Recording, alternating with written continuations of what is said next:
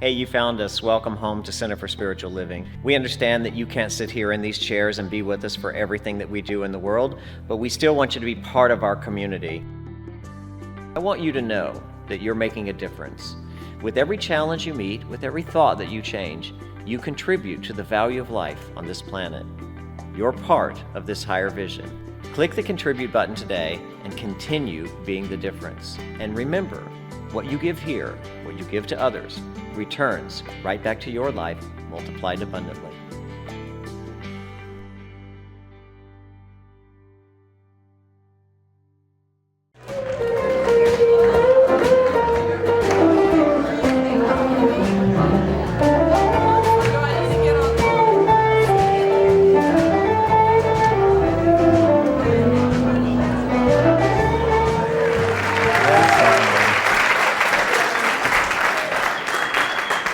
I'll take it from here, boys. Good morning, CSL. Good morning. So here's the thing. I did not exactly have a happy childhood. I was raised by dysfunctional people. Good people, just had no parenting skills. And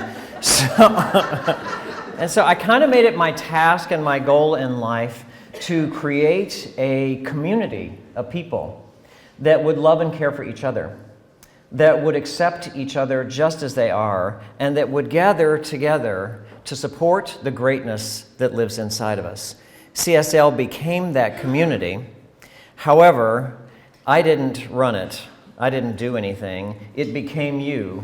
You guys are the people that keep CSL going. Today is our volunteer appreciation. So I just want to celebrate you and thank you for being here, for caring for each other, for loving each other, for seeing the highest good in each other when we can't see it for ourselves. So if you have given anything to CSL in any way, shape, or form, if you've loved someone, if you've hugged someone here, if you've volunteered to be an usher, a greeter, or anything else, would you please stand?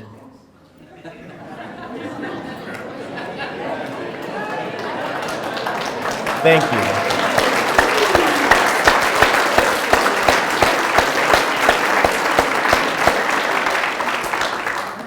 You are CSL. So I've been gone for a couple of weeks. I heard there was a parade. A few people showed up, I heard. Shut down the city. Y'all will just do your royal thing, so it's all good. I watched the game on TV, and yes, I went to bed in the 11th inning thinking nothing else is going to happen.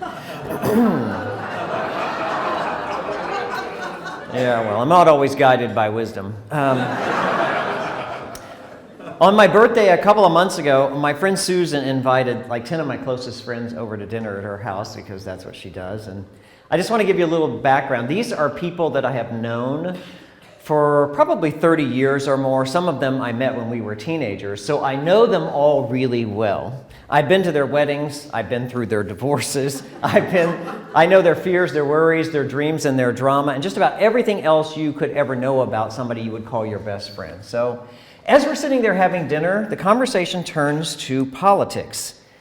And as it does, I was quite surprised to hear things come out of their mouths that were nothing like my own political views. And these are people that I thought I knew and knew so well and knew what they stood for in life, but clearly I did not from what they were saying. And I wanted to say, are you people kidding me here? I mean, is this a joke? Surely you don't believe the things that you're saying you believe.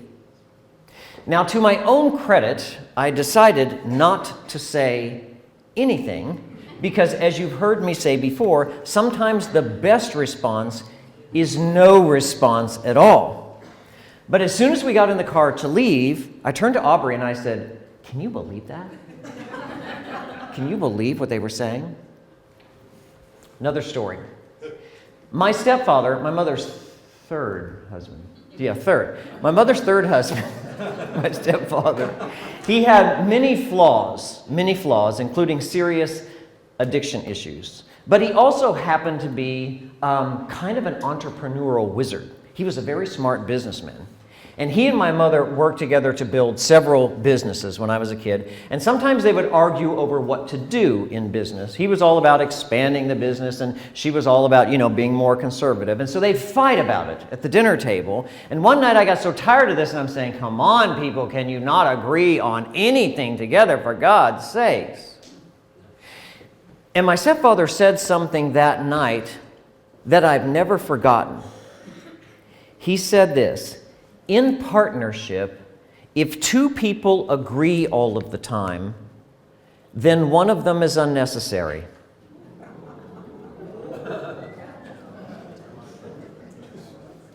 Like dictatorships.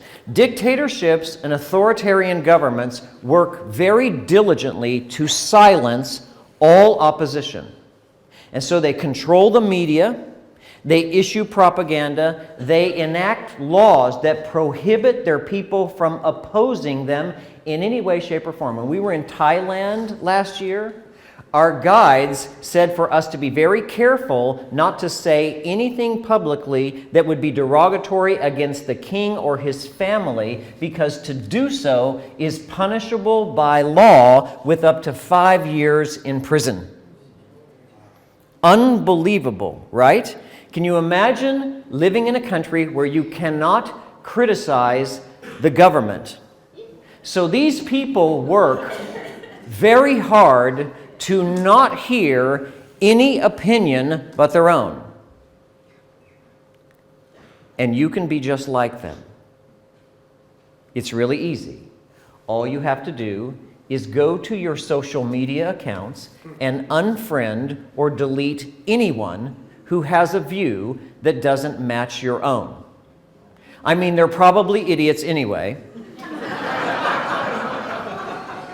Clearly, they don't know what they're talking about.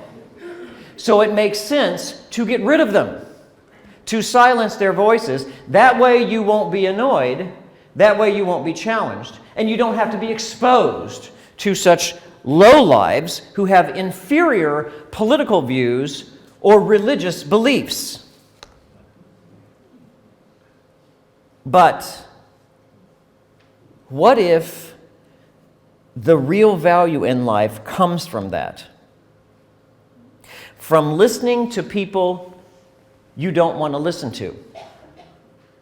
From trying to understand views that don't match your own. From being kind to people you'd really rather be mean with. And what if your spiritual growth comes from it too?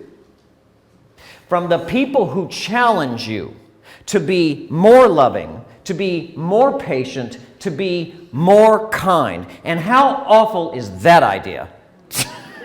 God, tell me anything but that. Please, Dr. Chris, say it ain't so. We have to be challenged.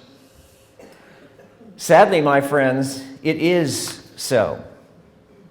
Ralph Waldo Emerson said, "Our strength grows out of our weakness. Not until we are pricked and stung and sorely shot at do we awaken the indignation which arms itself with secret forces." When others oppose you or question you, you perk up. You become conscious. You're forced to examine your own beliefs and why you believe them. When they push your buttons, you react. And in that reaction, you discover who you are. You find out what your true character is in that reaction, because it is your opportunity to actually practice the high and mighty principles that you say you believe in. Now, we all know it's easy to be around people who agree with us. The world loves a lover, they say. But those who are disagreeable and those who act in unloving ways, they're the ones who call out those secret forces that Emerson talks about, that ability within us to love. They rub up against our most cherished beliefs and challenge us to actually walk our talk. Anybody can call themselves a Christian. Millions of people do. But it is quite another thing to actually embody the Christ consciousness of turning the other cheek. Do you understand? And to pray for your enemies, not just your friends. Nature's a pretty good example of spiritual truths. You don't have to look very far to find it. This is how she makes one of her most beautiful jewels, the pearl. You know, the pearl is a natural gem created by a living organism.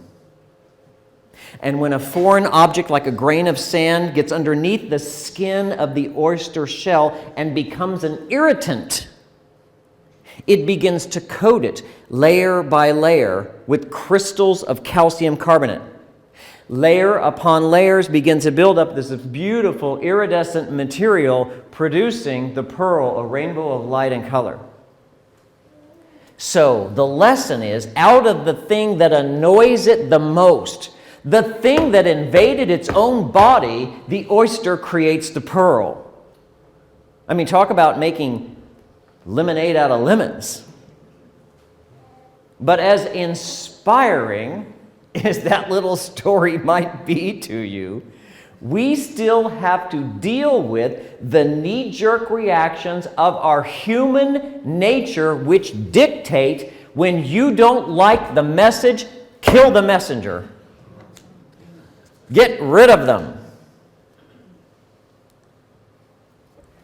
And that, my friends, is how you will know when you are about to be challenged to reveal your true character. That's how you'll know when you are being called on to actually practice the principles that we say we believe in. You will have symptoms. You will have the symptoms of a disorder I call ADD. And I'm not talking about attention deficit disorder. This is a new acronym. I just made it up. ADD, and it stands for annoyed, defensive, and dismissive. Here's how the symptoms will show up for you, one at a time, by the way, and in sequential order. First, you'll get annoyed. When someone doesn't hold your worldview or agree with what you say, it's annoying. We would prefer that everybody agree with us. We're all little dictators that way. We just be happy. I used to have a boss that would tell me all the time, if you would just do things my way, we'd have a much better relationship. Which is actually true. We would have had a much better relationship. We wouldn't have had a better business. So symptom number one is you're annoyed. Annoyed. And that means you're about to step outside the comfort zone of your accepted beliefs, so get ready to be challenged. Symptom number two, if the challenge continues to push your button, you'll become defensive. Very defensive. I see this happen when I talk about my spiritual beliefs to some of my relatives. Trust me, I'm never the one to bring it up. Not me.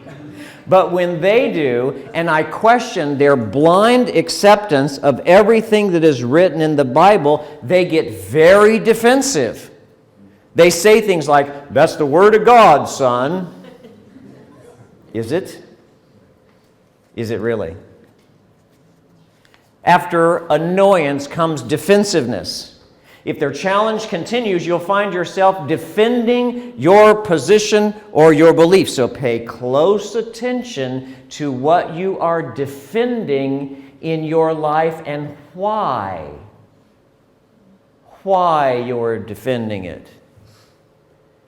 Be in tune with the Shakespearean statement, "Thou doth protesteth too much." If a thing is true, it needs no defense. And if you know it's true, you'll feel no need to defend it. annoyed, defensive, and then the final act is dismissive. This is the third symptom of our ADD acronym, and the final act of desperation. It is to discount, humiliate, and make bad and wrong the people who differ from your views or beliefs. And it's the most juvenile of all of them. It's the story of every immature child. If you don't play the way I want to play, then I'm going to take my toys and I'm going to go away. And when I do, I'll tell everyone how awful you are. Annoyed, defensive, and dismissive, ADD. We've all been there. You see, there's no real challenge for you to love the lovable. It's easy to love the lovable. There's no real challenge for you to agree with the people who agree with everything you believe in. Your challenge is to love the unlovable and to find a way to agree with others, or be kind enough to respectfully, and I do mean respectfully, disagree. Because as it turns out, who knew Mary Poppins was right all along? A spoonful of sugar really does help the medicine go down. Kindness is the sugar that sweetens our relationships and allows us all to get along, even though we may never agree. Now, I love it when asked what his religion is. His Holiness the Dalai Lama says, "My religion is kindness." Kindness is more than a belief. It's an action. Kind people aren't weaklings. They're the strongest of the strong. They are the highest in moral character and spiritual maturity. And that's because it takes a lot of courage and strength to be kind in this world, because the fact is, the world is filled with fearful, ignorant people. And by ignorant, I don't mean stupid. I mean ignorant. They are ignoring their innate power and potential. And that's not a judgment, that's an observation. Because remember, I'm a minister. We don't judge, we make observations.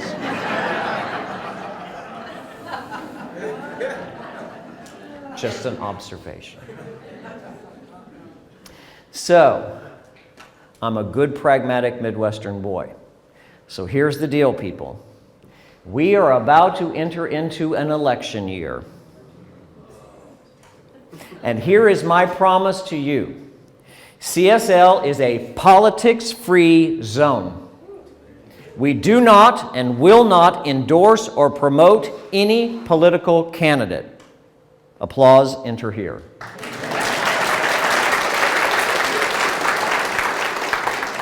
Now, that doesn't mean that we won't promote social issues that are in alignment with our core values, like freedom of discrimination of any kind whatsoever, and equal treatment and value of every human life, but no politics here. And that's because we really do trust that God placed in your mind enough wisdom to choose the candidate that will best serve our country. So our only request is that you pray before you vote for guidance. So given that it's an election year, that means you're going to be bombarded with a lot of talking heads sharing their views, some of which you will agree with, yes, and others not so much. Now, I don't really care what you do about the ones you agree with. You can do whatever you want to. You can send them money. You can applaud them. You can do all that. But here's what I want you to do with the ones you don't agree with at all. I'd like for you to become conscious of how you respond. Where do you see yourself getting annoyed, defensive, and dismissive? And when you do, remember the ADD acronym. I want you to be conscious of when you are being pulled in to the belief in duality. And that is the belief that there's only one right way and all the others are wrong. That there's only one right candidate who's good and all the others are bad. And if you are as shocked as I am at my own birthday dinner to hear people that I know and love believe things completely the opposite as I do, if you're as shocked as I am by what some people believe and what otherwise intelligent people believe about God, religion, and politics, just remember this: it's all theater. It's all showbiz, kid. And in the theater, all you really need is a good script. You don't have to have any facts whatsoever. Nor does anything you say have to be rooted in or based in any facts. It's all a drama played out on the world stage for you to react to. And that's why it's important for you to not take any of it personally. Here's what I want you to leave with. It's been my personal experience in life that you can always tell who the wise ones are, who the richest, wisest people are. They're easy to single out. So if you're looking for a leader to follow, if you're looking for a spiritual teacher to teach you, choose the one who shows the most kindness. They are the spiritually evolved. Their kindness shows a complete awareness of the sacredness and value of all life. This also happens to be true if you're in search of a spouse. Don't marry for money. It'll run out.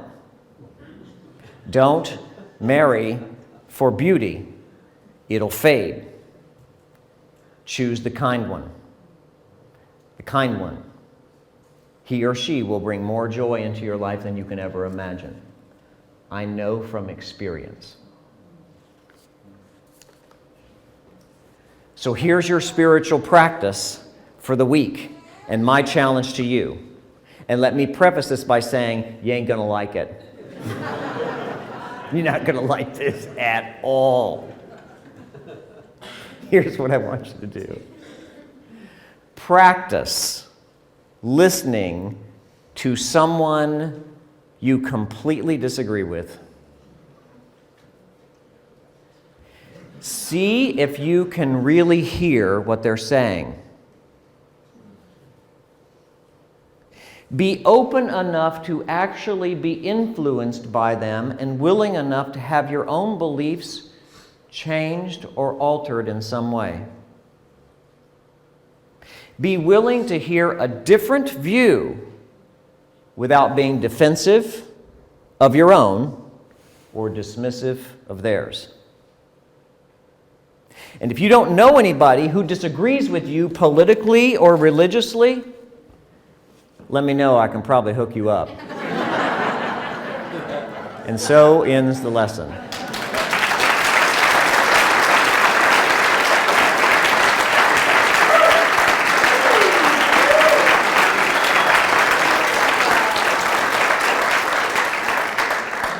Told you wouldn't like it. So to remind you of our truth that has been spoken here today, that you get to take with you, we get these little affirmation cards. Over the last 25 years of this ministry, we've given out probably 100,000 of these things. And I love it that you love them because I see them in your cars, in your houses, in your closets, in your pockets. I see them handed out everywhere. So let's say this together, our spiritual truth today. My spiritual practice is kindness. Every day is a new opportunity to practice. Ain't that the truth?